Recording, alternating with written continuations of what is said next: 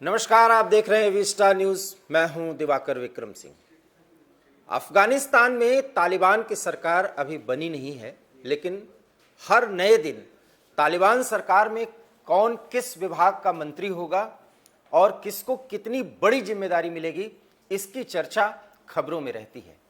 हम आपसे एक बात स्पष्ट करना चाहते हैं कि जब तक तालिबान की सरकार, जो कि पाकिस्तान के इशारे पर, पाकिस्तान के कहने पर बन रही है, वो बन नहीं जाती, तब तक जितने भी नाम आ रहे हैं हम उस पर ज़्यादा फोकस नहीं करेंगे।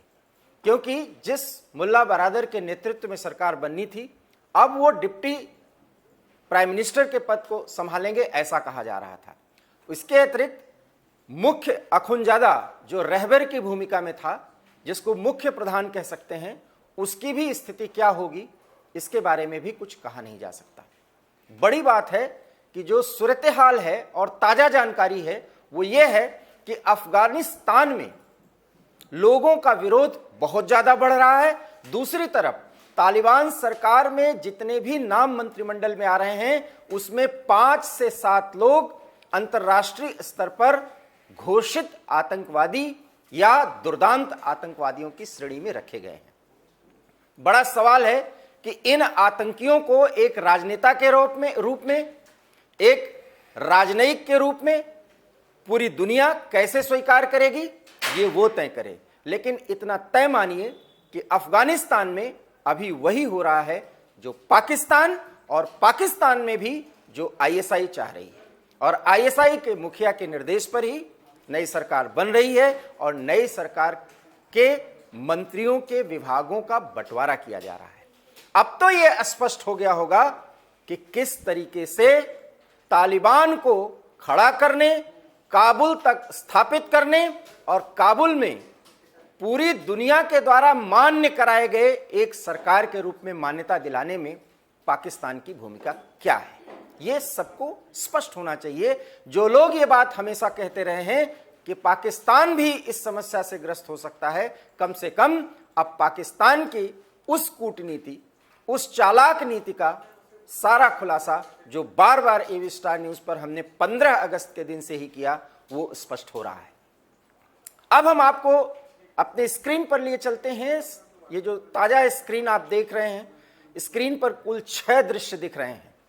ये उस सरकार के जो बनने वाली है, अर्थात तालिबान की, उसके खिलाफ अफगानी महिलाओं के प्रदर्शन का है। अफगानी महिला पुरुष सीधे सीधे तालिबान के आधिपत्य को, तालिबान के सरकार को स्वीकार करना नहीं चाह रहे हैं और न वो तैयार हैं अपनी जिंदगी, अपने जीवन तक। आप देख सकते हैं कि किस तरीके से पाकिस्तान अफगानिस्तान में हस्तक्षेप कर रहा है, और पाकिस्तान ने न सिर्फ हस्तक्षेप किया है बल्कि सैन्य हस्तक्षेप किया है।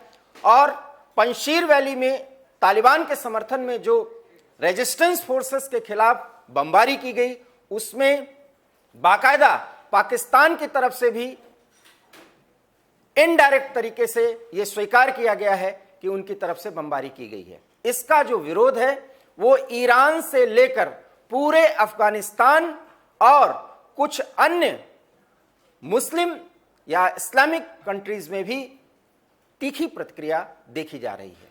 ईरान ने तो साफ साफ कह दिया है कि अब पाकिस्तान अपनी हद में रहना सीखे। लेकिन पाकिस्तान सीखेगा क्यों? क्योंकि जो तालिबान का जनक है, उसे तालिबान को उसके तार्किक या उसकी जो चाहत है, उस निष्पत्ति तक, उस मंजिल तक पहुंचाना उसका फर्ज है, जो फर्ज वो पूरा कर रहे हैं, या यूं कहें कि अदा कर रहे हैं। आप देख सकते हैं कि पाकिस्तान में भी किस तरीके का प्रदर्शन हुआ है। कुछ अफगानी समूहों द्वारा काबुल की सड़कों पर महिलाओं का प्रदर्शन आप देख सकते हैं, और इसके कारण से तालिबानी भी पाकिस्तानियों के खिलाफ जो कुछ भी माहौल है, उस पर अपने ही देश के नागरिकों पर, जिसका वो शासक बनने का दावा कर रहे हैं, उन पर अब वो गोलियां चला रहे हैं, उनके लड़ाके। ये भी आप तीसरे तस्वीर या वीडियो में देख सकते हैं।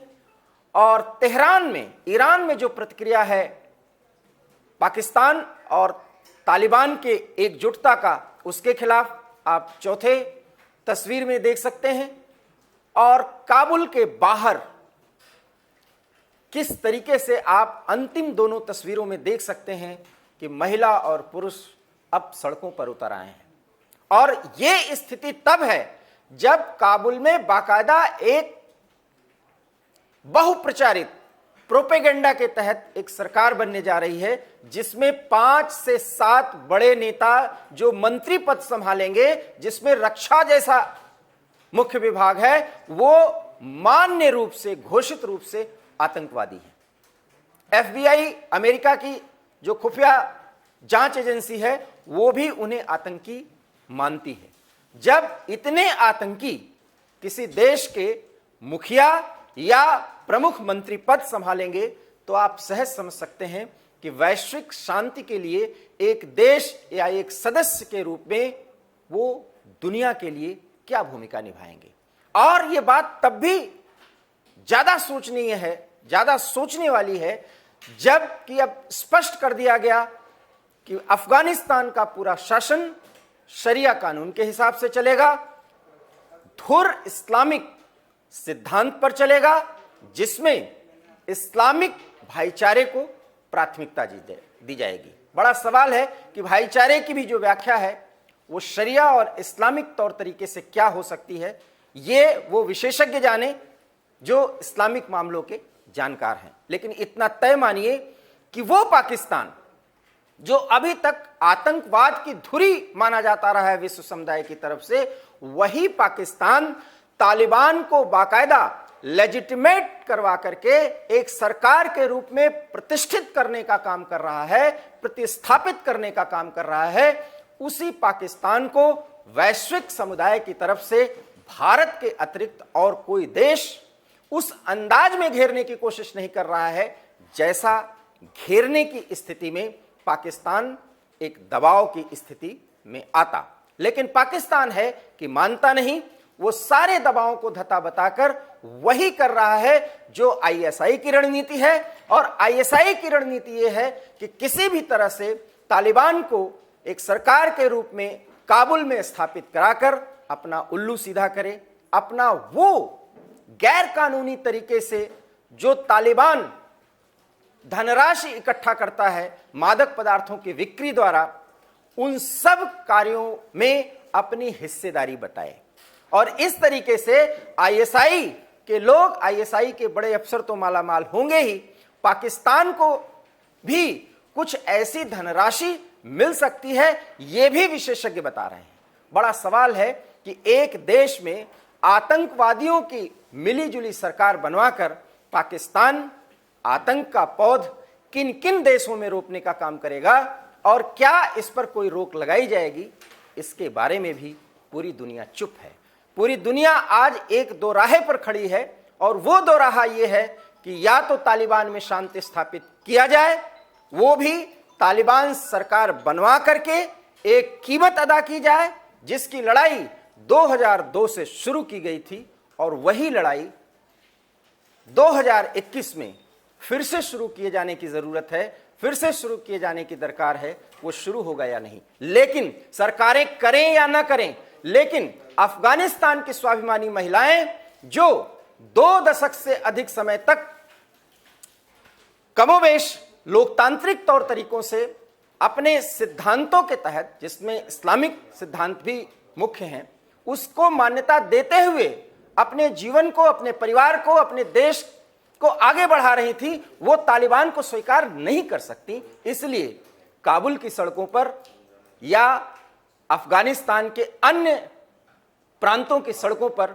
महिलाएं अब विरोध प्रदर्शन पर उतर आई हैं। और महिलाओं के इस प्रदर्शन पर आप देख सकते हैं कि तालिबान लड़ाके निहत्थे लोगों पर किस तरीके से गोली चलाते दिख रहे हैं। और गोली वो इसलिए चला रहे हैं क्योंकि इन महिलाओं का अफगानिस्तान से लेकर के ईरान की राजधानी तेहरान में जो भी विरोध प्रदर्शन हो रहा है, वो इसलिए कि पाकिस्तान दूसरे देश में इस तरह से हस्तक्षेप कर रहा है जो किसी भी संप्रभु देश को दूसरे देश पर हस्तक्षेप करने का अधिकार नहीं मिलता। संयुक्त राष्ट्र संघ की मान्यताओं या वैश्विक मान्यताओं के आधार पर। और देख सकते हैं कि जो तालिबान अब शासन करेगा उसी के लड़ाके अपनी ही जनता पर पाकिस्तान के लिए, क्योंकि पाकिस्तान का विरोध अफगानिस्तान में हो रहा है, निहत्थे लोगों पर वो गोलियां चला रहे हैं। आप अपने स्क्रीन पर सीधे देख सकते हैं, निहत्थे लोगों पर लड़ाके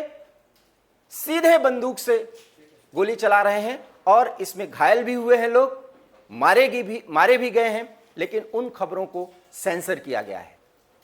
तो आप सहज समझ सकते हैं कि पाकिस्तान की भूमिका जिस कदर से अफगानिस्तान में ज्यादा चर्चा में आ रही है और उसके कारण पाकिस्तान जितना स्वयंभू बनता जा रहा है उसका लोग विरोध कर रहे हैं। न सिर्फ बाहर के देश के लोग बल्कि इस्लामिक राष्ट्रों के लोग और साथ ही अफगानिस्तान के लोग, क्योंकि अफगानिस्तान के लोग अपने आप को स्वाभिमानी मानते हैं और कोई भी स्वाभिमानी देश का नागरिक किसी का हस्तक्षेप इस कदर नहीं स्वीकार कर सकता।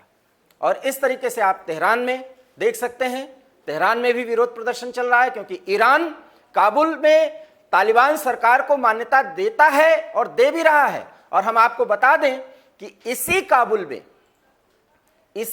में जब तालिबान की सरकार बनेगी तो ईरान का एक प्रतिनिधिमंडल बाकायदा उस शपथ ग्रहण समारोह या सरकार के गठन का साक्षी बनेगा। लेकिन वही ईरान सीधे सीधे तालिबानियों से विरोध जता रहा है और साथ ही साथ पाकिस्तान का भी विरोध जताया जा रहा है, जो काबुल से लेकर के पूरे अफगानिस्तान में अपने हिसाब से हस्तक्षेप कर रहा है। और यह हस्तक्षेप उसका इस्लामिक फंडामेंटलिज्म को बढ़ाने के लिए किया जा रहा है, ताकि उसके धुर दुश्मन भारत की समस्याएं बढ़ें, खास करके कश्मीर को लेकर के।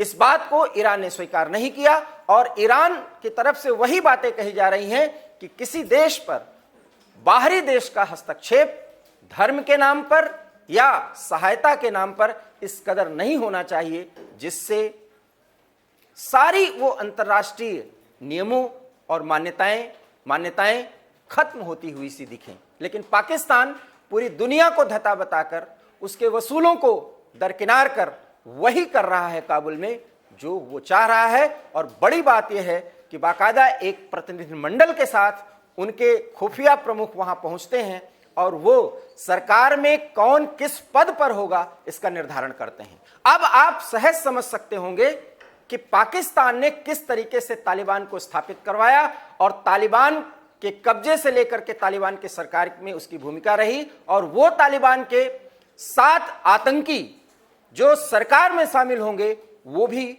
पाकिस्तान के इशारों पर और पाकिस्तान के रहमो करम पर बहुत समय तक अपने आप को जिंदा और महफूज रखे हुए हैं। इस 5वें दृश्य में भी आप देख सकते हैं कि लोगों का हुजूम उमड़ पड़ा है पाकिस्तान के अफगानिस्तान में हस्तक्षेप के खिलाफ। और ये हुजूम जिस तरह से और प्रांतों में फैल रहा है, यकीन मानिए जितना ही मैं बार बार इस बात का जिक्र करता हूं कि काबुल में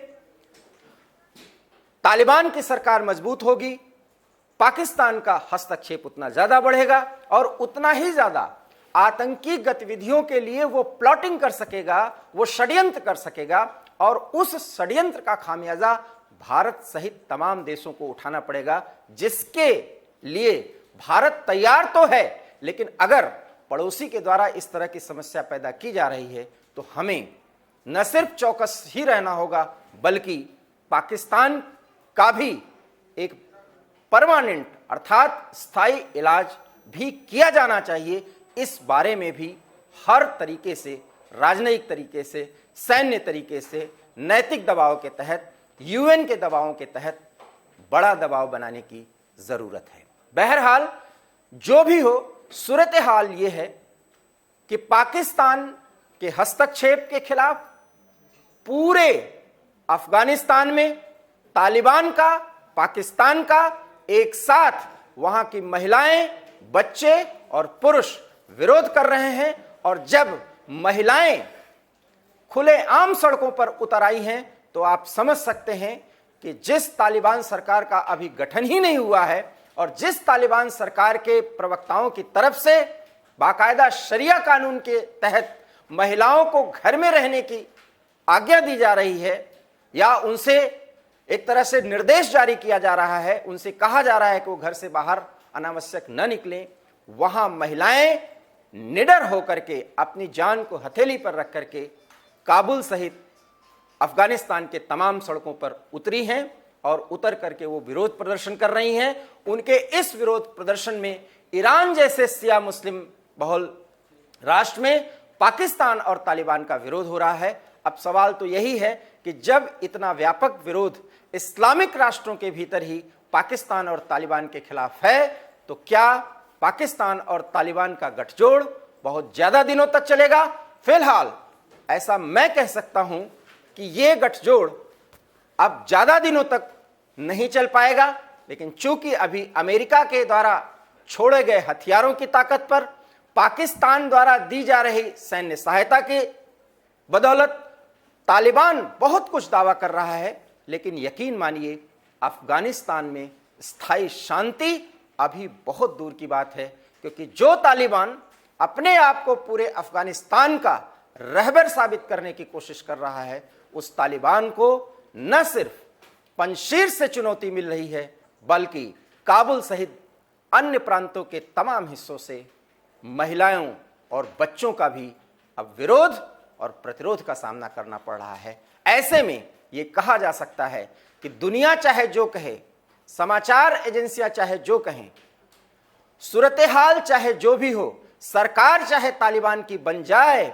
लेकिन तालिबान अफगानियों को उनके मनोबल से नहीं दूर कर सकता और उनका स्वाभिमान नहीं तोड़ सकता, और स्वाभिमान की ताकत पर अफगानी अंतिम समय तक तालिबान का प्रतिरोध करेंगे।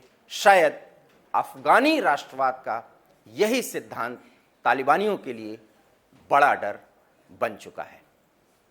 एवी स्टार न्यूज में इतना ही। देश और दुनिया की तमाम बड़ी खबरों के लिए आप देखते रहिए एवी स्टार न्यूज। दीजिए इजाजत। नमस्कार।